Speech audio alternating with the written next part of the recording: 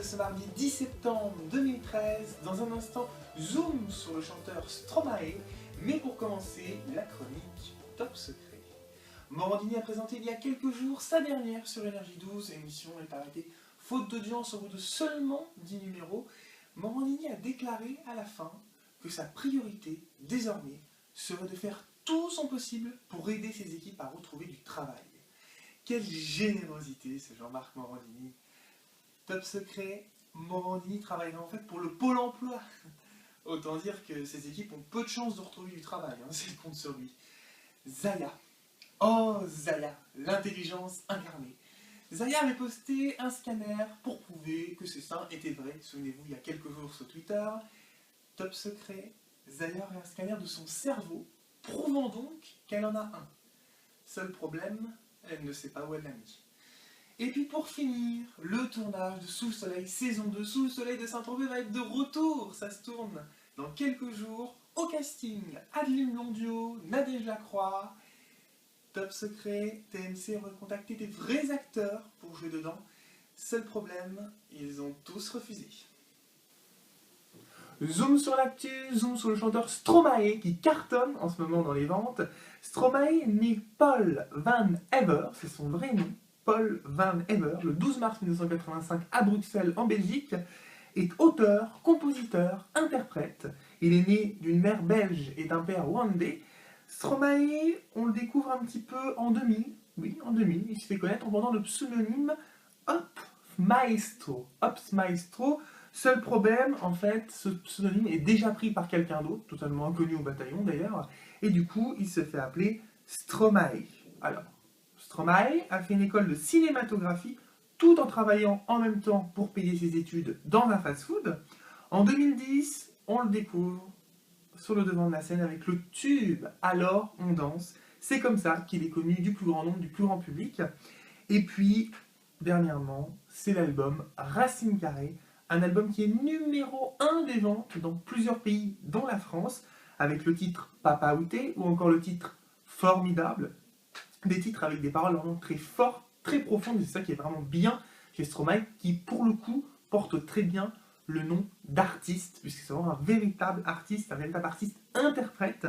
Ces singles voilà, sont vraiment des succès. Le clip de Formidable a été vu des millions de fois, puisqu'au départ on a cru que Stromae était vraiment bourré dans la rue, alors qu'en fait c'était simplement pour le clip, il a fait un vrai buzz autour de ça, et c'est vrai que voilà, des millions de fois, plus de 10 millions de fois, le clip de Formidable a été vu. L'album Racine Carrée, un carton à 28 ans seulement.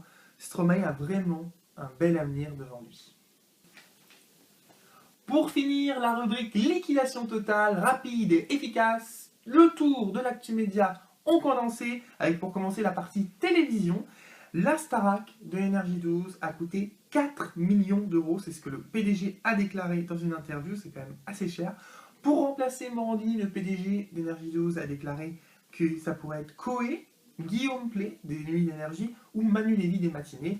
Un choix voilà entre ces trois-là. Willy Revelli présentera une version nouvelle de l'école des fans sur Willy, encore une nouvelle version avec l'humoriste donc Willy Revelli. C'est quoi l'amour? C'est terminé sur TF1 et c'est fini surtout avec Carole Rousseau qui perd encore une fois de plus une émission. Pas de Secret Story sur NT1 avec Benjamin Castaldi, c'est-à-dire que si l'émission passe sur NT1, lui a décidé, il l'a déclaré, il ne re-signerait pas. Quand les parents sont pas là, c'est la mini-fiction que France 2 va proposer sur internet, spin-off de la série à succès Fais pas ci, fais pas ça, ce sera dès le 12 septembre. Partie People, à présent, avec l'acteur Wandsworth Miller, j'arrive à le prononcer, qui joue dans Prison Break. Il a révélé il y a quelque temps son homosexualité, il aurait tenté de se suicider étant jeune, c'est ce qu'il dit. À 15 ans, il aurait tenté de se suicider, profitant d'être seul chez lui, n'assumant pas son homosexualité. Bruno Mars va faire une prestation à la mi-temps du Super Bowl 2014, ça va être un vrai événement pour le coup. Le château de l'humoriste Yves Lecoq a été ravagé par les flammes. Nabila aurait demandé 10 000 euros pour répondre à une interview, et rien que ça, 10 000 euros, elle s'en met pas, la Miss Allo.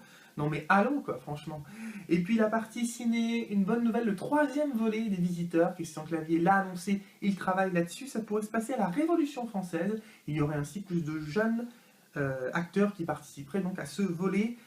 près de 20 ans, même plus de 20 ans après les premiers visiteurs. Anne-Sophie Lapix, journaliste qui était sur Canal+, qui est maintenant dans C'est à vous sur France 5, va faire du cinéma, une information surprenante. Elle jouerait dans le film Bon Rétablissement, prochainement dans les salles ou prochainement en tournage en tous les cas. Rendez-vous demain pour un journal qui sera une fois de plus pas normal. Ciao.